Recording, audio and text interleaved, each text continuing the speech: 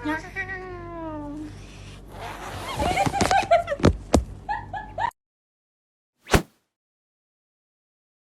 kime vurdun lan şimdi? Ha vurdum. Şimdi sen naneyi yemedin mi?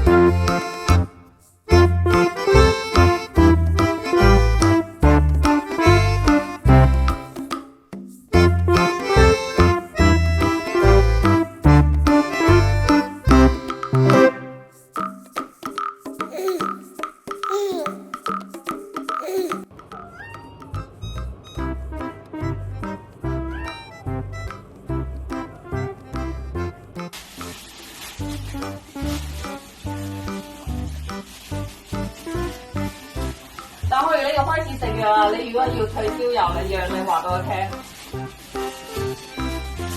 喉嚨痛咧，我聽日。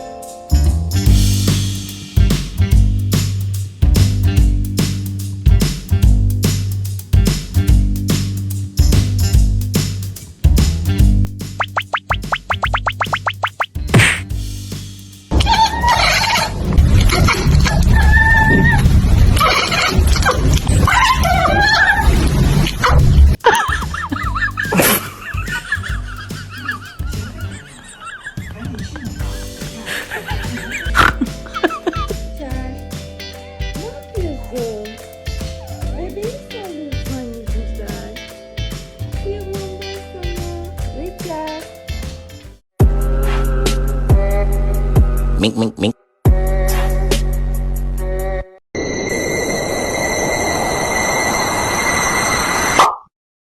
You can get the best-selling products for your cat from the link in the description. It is our duty to take care of cats.